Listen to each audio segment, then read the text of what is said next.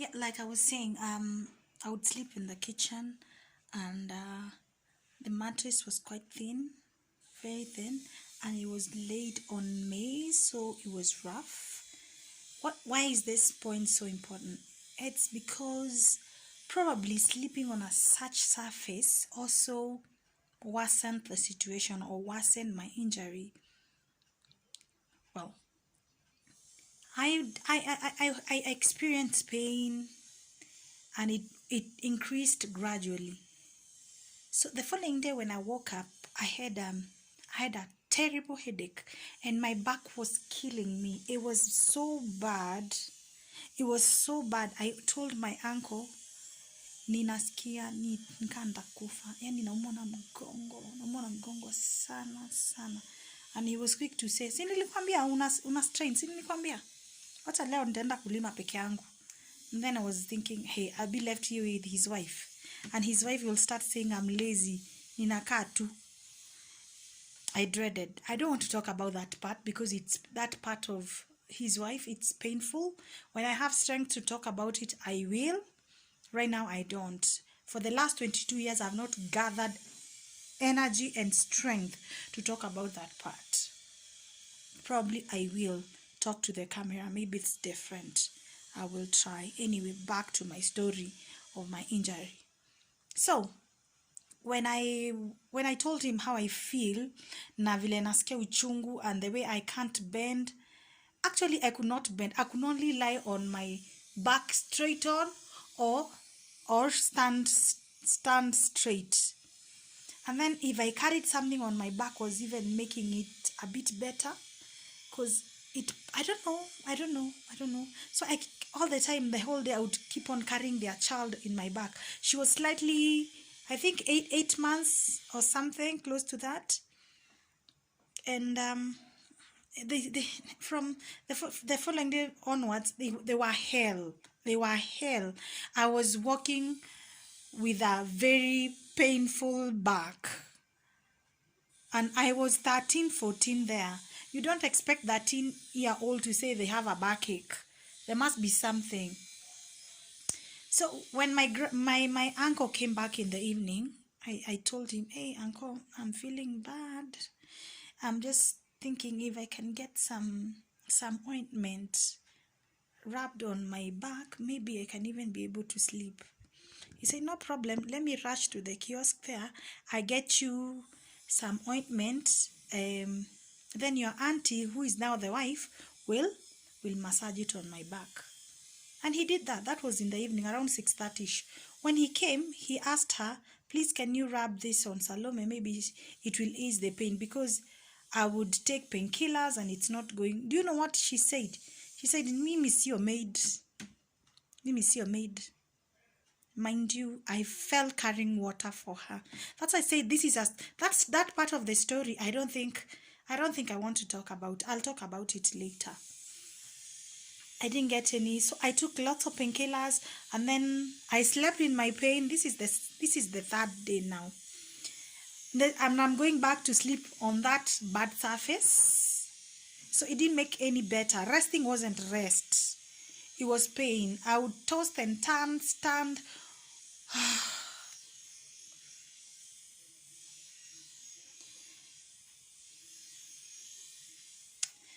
So the following day, which is day 4, I went to the neighbors. They had girls of my age, and I carried the ointment my uncle bought me previous evening. I went there and told CG, Aki, please, ebu nisugue tu hii Aki, hii nasikia, nisugue tu hii rob kwa mgongo, nasikia vibaya. Akaniza, unakaa umekauka mdomo, umekula. Ngamia, I can't eat anything, I have no appetite, na feel funny, niko na headache, nimeweza zile painkillers zote najua. Then she said, sasa urudi home, siurudi Nairobi kwa shosho akupeleke hosi.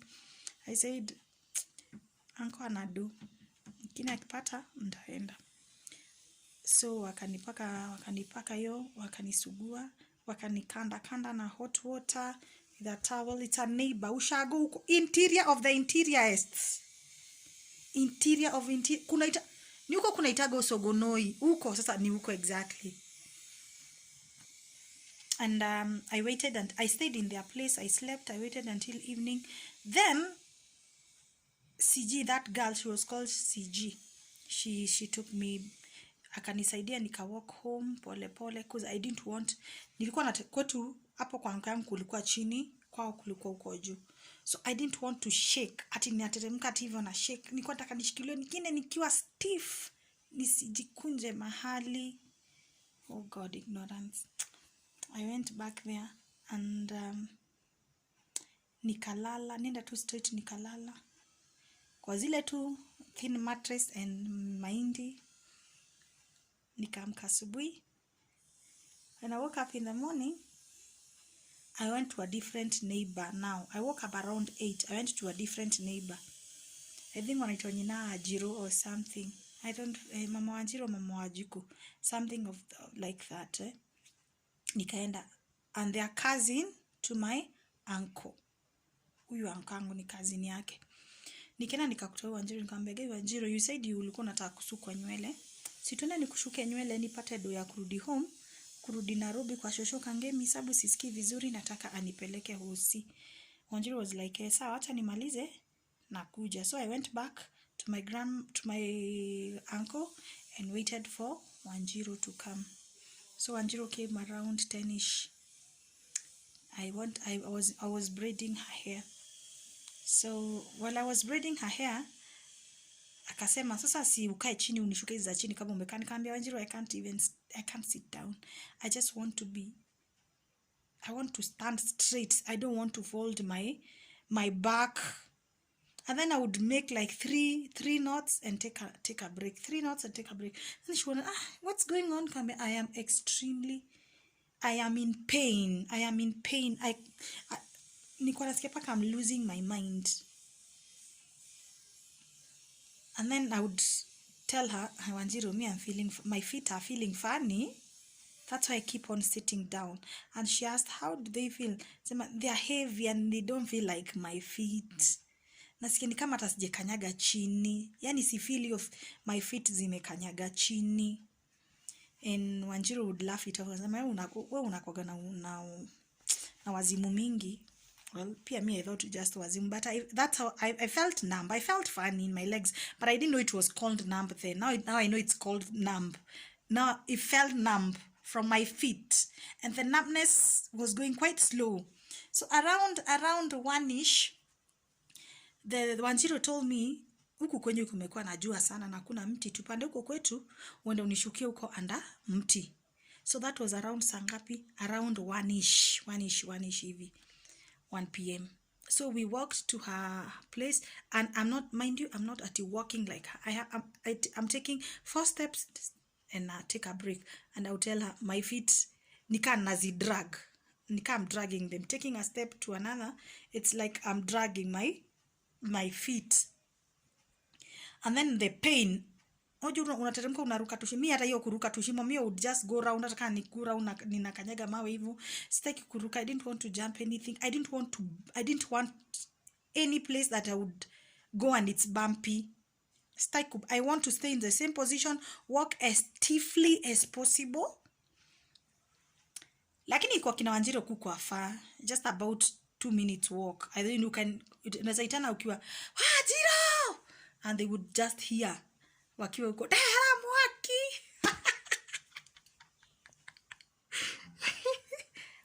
Si tunatoka mbali. Wanjiru, kwena kuatanera. Anyway. So we went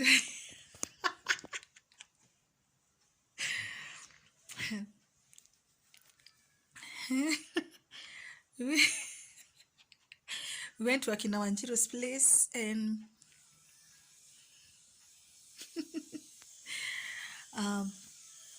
went to Akina Wanjiru's place, and I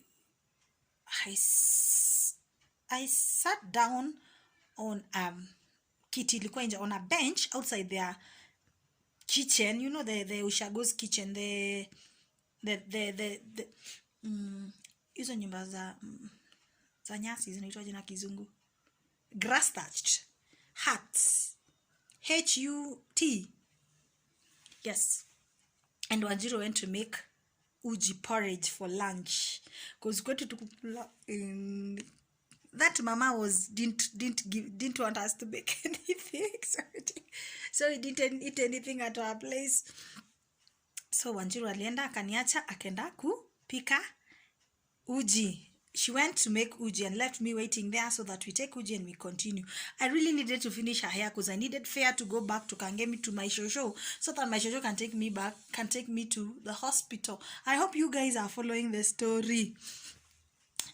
Mimi nilika kwa hiyo kiti there outside waiting for Wanjiru. And Wanjiru came back after a few minutes, maybe 20-30 minutes. And trust you me, I tried standing. I couldn't. My legs from my knees downwards, they could not hold me up.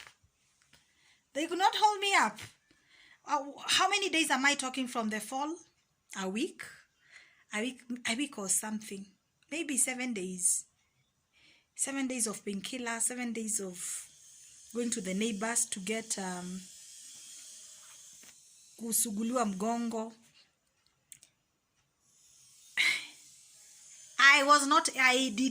I tried to get up. I couldn't.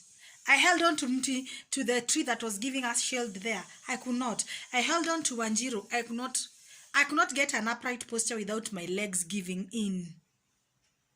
And you know what Wanjiru did? Because I was a tiny girl, she dragged me. I held on to her and she dragged me up to her bedroom, which was not so far from there. I went there, laid on the bed. She said, maybe sleep. I'll get you back in the evening. I need to go get kizungu mafefe for the ngombes. Then nikikuja, I'll take you back home. So I didn't even finish the hair. I didn't finish braiding her hair. So I slept there and I went to sleep because the mattress was much better. I've not slept for a few days, and I slept. And around 6ish, she came and said, hey, amka, mamangu anakuja na mimi sitaki ngori, amka. Let me tell you, I could only, now we are talking about 3 hours later. 3 hours before, I could not feel from my feet to my knees. Now I do not feel anything below my breasts. And the pain, the pins and needles, that kind of a pain is pins and needles all over my body, from my toe to my nipples. Pins and needles. It was so intense. It was driving me insane. What's my name? I could not have told you. She tried lifting me. She would touch me and I would scream. My arms were okay. My arms have never been affected. I could lift my arms and my neck. That's it. My arms and my neck. I had no idea what was going on whatsoever. I had no idea what was going on. And Wanjiru kept on saying, ebu enda kwenyu mami asikukute hapa. And me, that was the last of my trouble. Mamake kunikuta hapo, really. Mamake eventually alinikuta, si nilishindwa kuenda home. Si mamake bado nini. Mamake her mother found me there. I said, nini mbaya? Nikamwambia, I'm sick. I said, I'm sick. And then they said, you need to go home. Mr. Kishida na anko yako. I think they are not getting along or something. She tried putting my feet down and I fell. Putting my feet down I didn't have any balance, any trunk balance. My back not balance me. So when she put my feet down without supporting me, I fell off the bed. And that's when they saw the seriousness of the matter. This same Wanjiru went to my uncle's place, called my uncle. My uncle came with Wanjiru and Wanjiru's brother. My uncle leaned and I fell on his back. They lifted me and put me on his back. He carried me like a baby with my feet apart and my arms around his shoulder, because my arms were okay. I could hang on his shoulder, but the rest of my body needed to be supported to hang on his body. And that is how he carried me back to his home and took me back to that bed. Remember the maize bed? Took me back to that bed.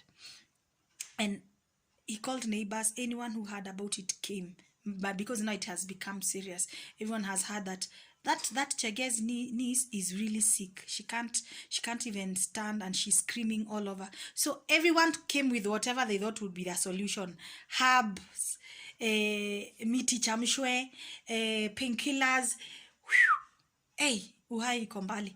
I took so much of concoction, tablets that night. Maombi was good. Maombi really helped.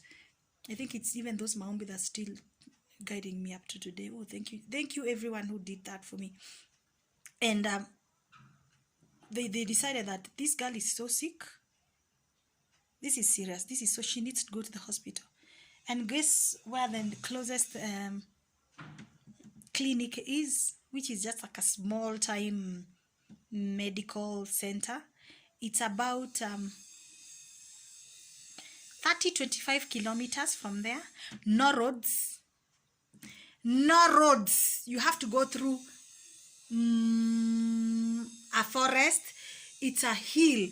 I think we are about 5,000 feet above the sea level, because it's, you know, Lake Elementaita is here, like look where my arm is here, and we were living up there the mountain. Unajua huko kwenye kunaitwa Sogonoi, there up there are no roads from the other side to come on top of the mountain and then down the mountain. There are no roads. There were no nduthi then. Maybe there were bicycle, but how do you carry someone who cannot even sit on a bicycle? And my uncle's house now, by morning, we had like 20 to 25 people. 20 to 5, you'd think someone died. 20 to 5 people. And they strategized on how do we get her to the closest hospital. How do we get her to the closest health clinic? I don't. It's where it's not a fully fledged hospital. No, there is no diagnostic tools there. We would have a nurse, and who else would be there? I don't know what they are called. Not physicians. When I know, well, yeah. So,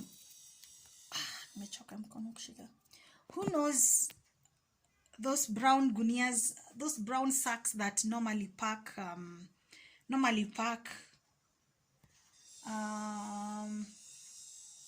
potatoes. They are woolen.